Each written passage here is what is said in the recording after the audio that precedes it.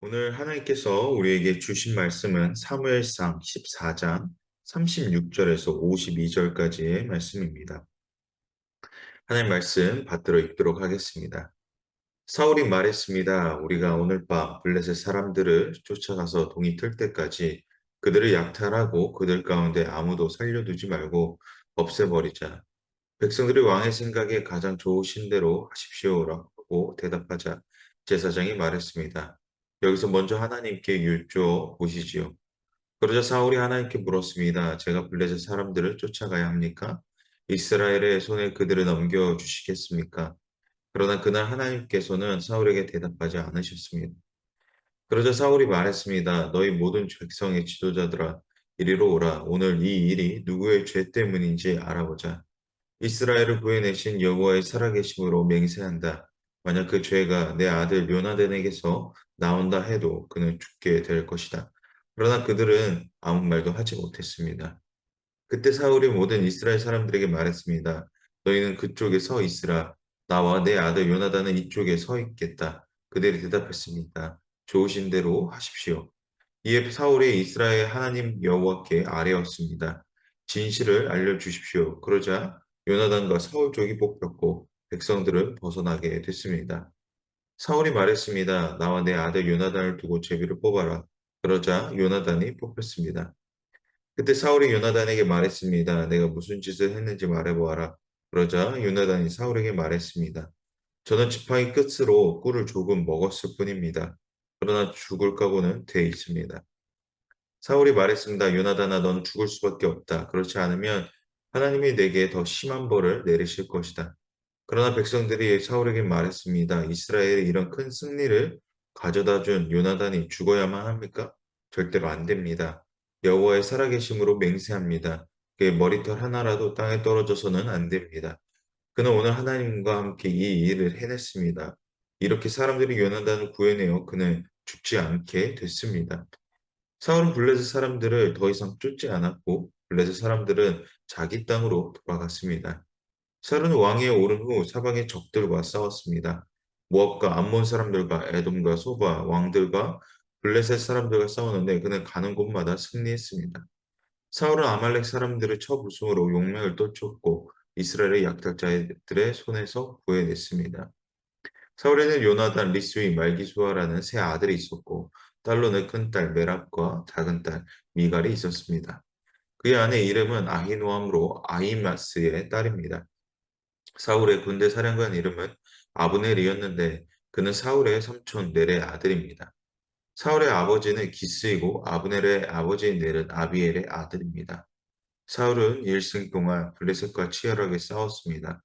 그래서 사울은 언제나 힘센 사람이나 용감한 사람을 보면 자기 수하로 불려드렸습니다.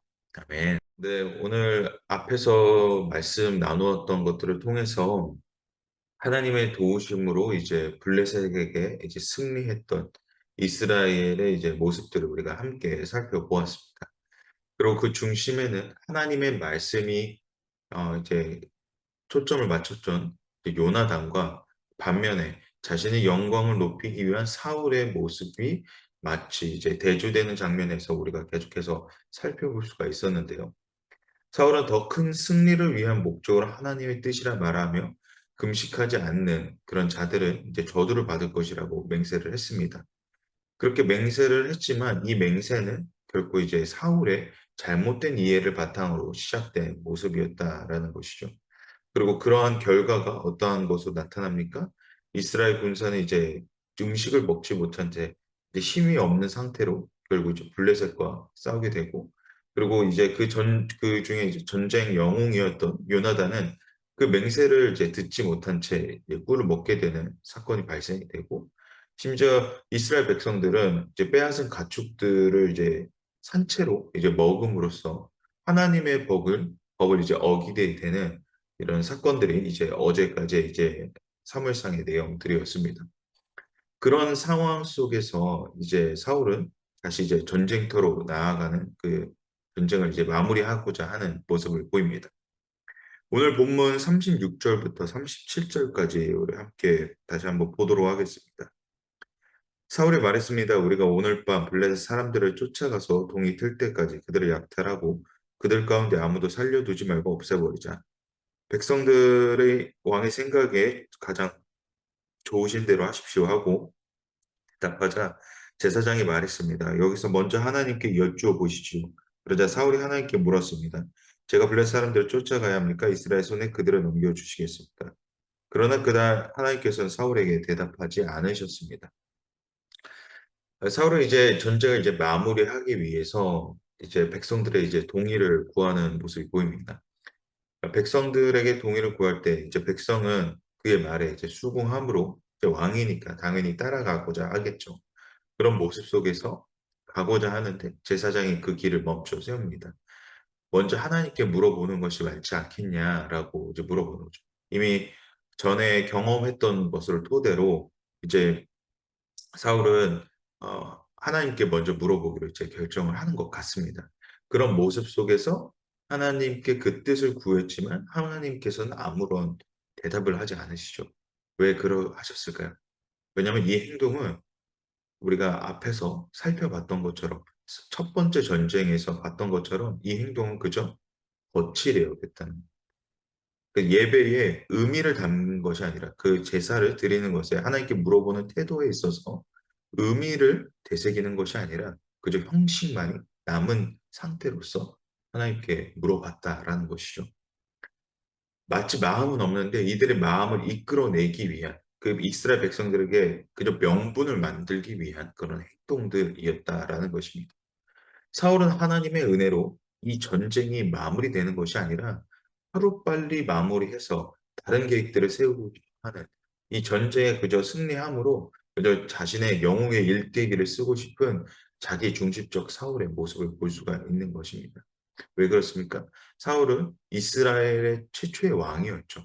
그 최초의 왕으로서 업적을 세우고 싶어 하는 것은 어떻게 보면 당연한 마음이었을 것 같습니다. 그런 상황 속에서 사울은 형식적인 모습을 취한 그런 모습을 우리가 함께 볼 수가 있었던 것입니다.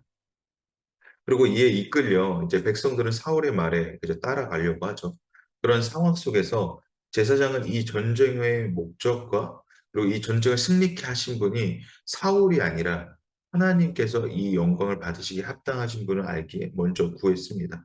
그런 모습이 또 한 명이 더 있었죠. 바로 요나단이었죠. 어쨌든 이를 통해서 사울의 중심이 결국 하나님이 아니셨다라는 것을 이제 확인할 수 있는 장면입니다. 이와 같이 하나님의 이름으로 행한다고는 하지만 결국에는 하나님보다 앞서고자 하는 사울의 모습이 어떻게 이렇게까지 변했을까라는 질문을 하게 됩니다. 이미 몇 번의 실수를 반복하는 이번이 첫 번째 전쟁이 아니었죠.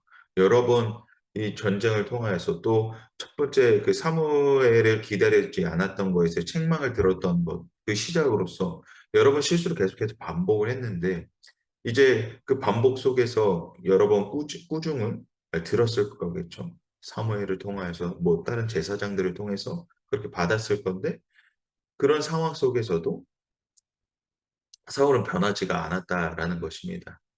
사울은 계속해서 자기중심적인 생각을 하게 되었던 것입니다. 왜 그랬을까요? 그의 신분이 보잘것없어서 그런 것을 배우지 못해서가 아니었죠. 이미 사울의 마음속에서는 자리 잡은 질투, 비교, 자격지심 등이 마음을 지배했던 것입니다. 우리가 이미 전장들에서 계속해서 살펴봤던 것은 사무엘이 사울과 함께하지 않았던 것이 아니죠. 이미 사울이 하나님 앞에 기름 부으심을 받았을 때 이미 사무엘과 동행함으로써 그 하나님의 임재가 무엇인지 또 하나님께서 어떤 분이신지 계속 1대1로 엄청난 티칭들을 계속해서 받았다라는 것입니다. 그러한 믿음 가운데서 올바르게 서 나아갔던 사무엘이 왜 이렇게까지 변할 수밖에 없었는가? 왜 사울만이 특별해서 이렇게 변한 것이 아니라 그렇게 하나님을 잘 따르고 순종했던 그의 인생이 어떻게 이렇게까지 변했을까 생각이 듭니다. 또 그런 질문을 해야 된다라는 거죠. 왜 그랬으면 조급한 마음이 있어서 그렇습니다. 사울에게는. 왕을 하는 자리가 아마 부담이 되었을 것 같습니다. 이스라엘의 최초의 왕이었고 또한 그의 가문이 어떤 가문보다 탁월하거나 가문이 잘 나가는 것이 아닌 것이기 때문에 이스라엘 여러 지도자들 앞에서 서 있었을 때는 잘해야 했던 거죠. 그러니까 열심히 하는 것은 중요치 않았습니다. 정말 잘했어야 됐다라는 상황이었다는 것이죠. 그러다 보니까 어떻게 됩니까? 하나님을 의지하는 것보다 보이는 것에 급급하게 됩니다. 그래서 조급한 마음이 들었던 것이죠. '잘해야 되는데 내가 이 왕위에서 결국 나중에는 물러나면 어떡하지?'라는 그런 여러 상황들 속에서 사울은 변하게 됐다라는 것이죠. 그러나 변하지 않을 방법들은 있었을 것입니다. 계속해서 사무엘이 옆에서 가르쳐 주고 또 티칭했을 텐데 그 눈에 앞에 보이는 것에 쫓아가기 급급했던 사울의 모습은 오늘 우리로 하여금 여러 가지를 전달하고 있습니다. 오늘 본문은 사울과 같은 자리에 있는 사람들에게 헛된 길로 가지 말라고 가르치고 있는 것입니다. 사울이 특별해서가 아니라 그것은 누구나 사울이 될 수 있는 상황이라는 것이죠. 하나님을 의지함으로 나의 열심이 가려지는 것이 아니라 나의 능력이 가려지는 것이 아니라 오히려 인정된다라는 것을 가르치고 있는 것입니다. 하나님께서 사울을 그 자리에 내본 것이 아니라 사울에게 다시 회복할 수 있었던 자리가 없었던 것이 아니라 사울 본인이 선택함으로 그가 자신의 한계 속에서 스스로 그 싸움을 이겨 나아가는 것이 아니라 그의 스승이 사무엘에게 배웠던 것처럼 하나님과 함께 동행하는 삶을 그 삶 속에서 잊어버렸기 때문임을 우리가 오늘 말씀을 통해서 계속해서 확인하게 됩니다. 계속해서 이제 38 절에 어 이런 내용들이 나옵니다. 하나님께서 대답하시지 않은 이유에 대해서 이제 찾고자 하죠. 그래서 이제 범인을 가려내려고 합니다. 사실 다 사울은 이제 본인이 떳떳하니 이제 자신은 범인이 아닌 게 확실하니까 범인을 찾아 자신의 의로움을 증명하고자 하는 모습이 이제 나오게 되죠. 그래서 범인이 나타나면 왕으로서 어떻게 보면 왕으로서 지도자로서 넉넉하게 위로해 주고 "괜찮다."라고 얘기할 수 있는데 어떻게 "한 명만 걸려라."라는 눈에 쌍심지를 키고 누구 한 명 걸려드는 사람이 없는지 그렇게 얘기를 하게 됩니다. 그러나 그 대상이 누가 됩니까? 요나단이 되죠. 근데 이미 사울은 선포를 했었습니다. 자, 만약에 그 범인이 요나단일지라도 하나 그 저주를 받아야 된다. 그는 죽게 될 것이라고 이제 얘기를 합니다. 그런데 이제 정작 요나단이 됐을 때 사울은 안타까워하거나 어쩔 줄 모르는 모습이 아니라 오히려 '내가 하나님께 그러한 맹세를 했으니 내게 큰 벌을 내리실까.' 하여서 요나단을 나 몰라 하는 그런 모습을 보입니다. 마치 '나는 이렇게 헌신한다.'라고 이야기하는 것처럼 나의 아들이지만 죄를 저질렀으니 당연히 벌을 받아야 한다는 마치 공명정대한 왕의 모습을 취하는 것이죠. 오늘날 이러한 사울의 모습은 어떠한 의미를 생각하게 합니까? 자신의 헌신이 마치 대단한 것처럼 보이게 한다라는 것이죠. 그렇다면 오늘날 우리의 헌신에는 어떤 의미를 부여하고 계십니까?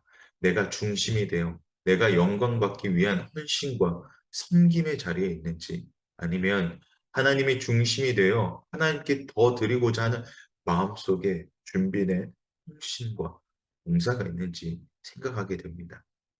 나 중심적 헌신과 하나님이 중심되는 헌신에는 어떠한 차이가 있습니까? 그 한계에서 차이가 드러나게 돼요. 나 중심적 헌신은 결국 맥이 빠지게 됩니다. 왜냐하면 공급되는 대상이 바로 나이기 때문에.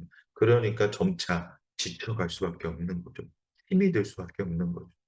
그러나 하나님이 중심된 헌신은 어떻습니까? 하나님께서 채워주시는 공급과 나라는 한계를 넘어서 일하시는 하나님을 경험하게 됩니다. 그러면 힘들지가 않는 것이죠. 그 은혜 속에서 하나님께서 채워가시는 그 은혜 속에서 헌신이 드러나게 되는 것입니다. 그런 모습이 오늘 말씀에 요나단이 그러한 자세가 있었다라는 것이죠. 우리가 앞에서 살펴보았듯이 사울의 군대는 보잘것없었어요, 블레셋에 비해서. 그러나 요나단은 그 전쟁의 선봉장으로서 적은 인원수를 가지고 승리했었습니다. 그것이 뭐 어떠한 오만과 자만 속에서 나타나는 것이 아니라 자신은 약하나 하나님께서 함께 하심으로 두려움 없이 전방에 뛰어드는 그런 각오 속에서 이제 승리를 하게 된다라는 거죠. 그리고 그의 고백은 자신이 잘해서 승리했던 것이 아니라 하나님께서 함께 하심으로 승리하였다라는 고백들로 이제 나타난다라는 것입니다. 그리고 오늘 말씀 속에서 이제 진실이 이제 밝혀지니 요나단이 하는 이야기는 무엇입니까? 자신의 죄를 시인함으로 죽을 각오를 하지만 참 멋있는 것이 이제 그의 백성들, 그의 이 부하들이 이제 이런 고백을 하게 되는 거죠. 45 절부터 46 절까지 우리 함께 45절 46절 함께 보도록 하겠습니다. 그러나 백성들이 사울에게 말했습니다. 이스라엘의 이런 큰 승리로 가져다는 요나단이 죽어야만 합니까? 절대로 안 됩니다. 여호와의 살아계심으로 맹세합니다. 그의 머리털 하나라도 땅에 떨어져서는 안 됩니다. 그는 오늘 하나님과 함께 이 일을 해냈습니다. 이렇게 사람들이 요나단을 구해내어 그는 죽지 않게 되었습니다. 사울은 블레셋 사람들을 더 이상 쫓지 않았고 블레셋 사람들은 자기 땅으로 돌아갔습니다. 그렇습니다. 그 부하들이 오히려 그렇게 증언을 하게 되는 것이죠. 요나단이 죽어야 합니까? 요나단은 그런 사람이 아니었습니다. 정말 하나님 앞에서 최선을 다했던 그러한 사람이었습니다. 라고 이야기를 합니다. 그리고 그의 죽음이 결코 헛되지 않게끔, 아니, 그의 죽음이 결코 일어나지 않게끔 노력을 한다라는 것이죠. 이것은 참 사울과 상반되는 그런 모습을 보여주고 있습니다. 이스라엘 백성들은 요나단이 어떻게 싸웠고 어떠한 용기를 보여준 장군인지를 잘 알고 있기에, 그리고 그 바탕에는 하나님께서 함께 하셨으므로 해낼 수 있음을 백성들의 입술을 통해서 이제 고백되고 있습니다. 그렇습니다. 사울이 그렇게 세우고자 했던 권위는 내가 세우는 것이 아니라 주변 사람들의 인정으로부터 나타납니다.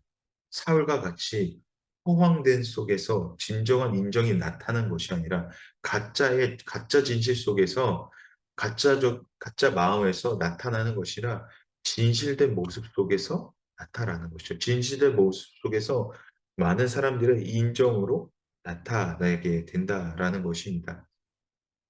자신이 세우는 권위는 언젠가 무너지게 되어 있습니다.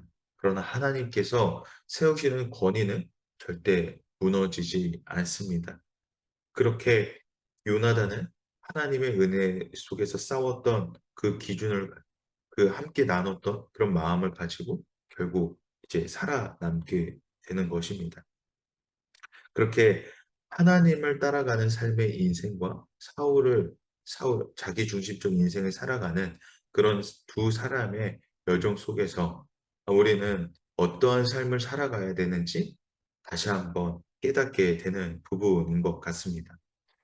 계속해서 47 절부터 이제 마지막 절까지의 내용들을 살펴보면 블레셋과의 전쟁을 넘어서 이제 주변 국가의 끊임없는 전쟁이 계속해서 일어나게 되는 것이죠.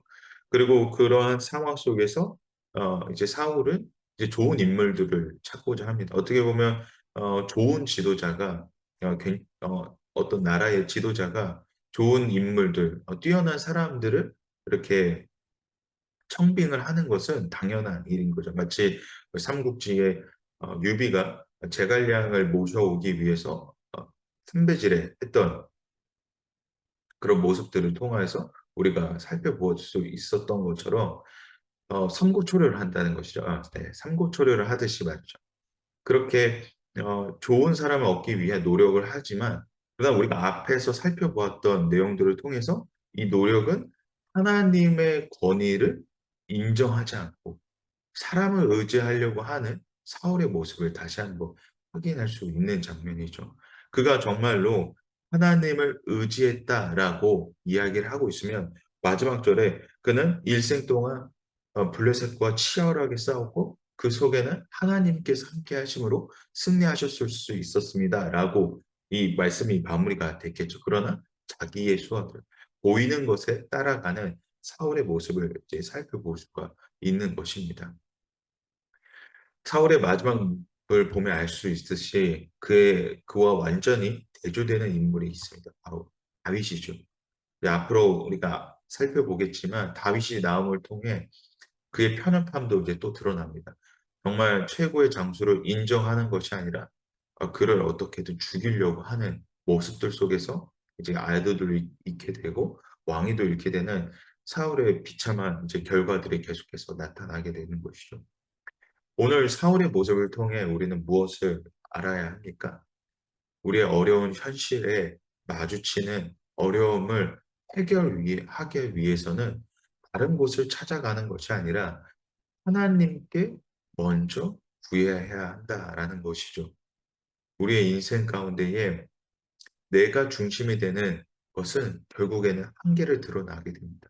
그러나 하나님께서 함께 하시는 인생은 그 한계가 없어지게 된다라는 것이 거짓이 필요하지 않습니다. 무언가를 나타내기 위한 노력을 할 필요가 없습니다. 왜냐? 하나님께서 함께 하심으로 하나님께서 동행하신 그런 인생 속에서는 부담감이 없기 때문에 하나님께서 만들어 가시는 인생 속에 우리의 기쁨이 있다라는 것입니다. 그러므로 하나님께 아뢰는 구하는 겸손은 오늘 우리의 상황을 역전시킬 수 있는 가장 큰 비전의 길일 줄 믿습니다. 다시 말해 겸손은 우리의 상황에 답을 찾게 됩니다. 어려움 속에 발견하는 빛이 된다라는 것이죠. 우리가 그렇게 하나님을 찾고자 하는 인생 속에서 하나님, 내가 지금 상황 가운데에 어떻게 해야 될지 모르겠습니다. 하나님 두렵습니다. 그러나 하나님 내가 거짓된 증언들, 거짓된 모습 속에서 살아가는 것이 아니라 하나님께서 먼저 되시는 내 인생이 되므로 하나님과 동행함으로 하나님 이 인생길을 걸어가기 원합니다. 하나님 그리고 말씀하여 주시고 인도하여 주시옵소서라는 겸손의 자세가 됐을 때 하나님께서 정말로 일하고 계신다라는 것은 우리의 삶 속에서 경험되어 질 줄을 믿습니다. 그 은혜 속에 오늘도 하나님께서 우리를 불러 주셨고 하나님께서 오늘도 우리와 함께 하심을 게 됩니다. 오늘도 그러한 인생이 오늘 저와 여러분들의 인생이 되시기를 주님의 이름으로 축복합니다. 우리 함께 기도하겠습니다. 함께 기도하실 때에 겸손이 우리의 삶의 기준 되기를 소망합니다. 겸손히 하나님의 뜻을 구하며 하나님께서 만들어 가시고 채워 가시는 그 삶의 여정의 기쁨을 하나님과 함께 걸어가는 은혜를 우리에게 베풀어 주시옵소서라고 우리 함께 이 시간 기도하며 나아가도록 하겠습니다.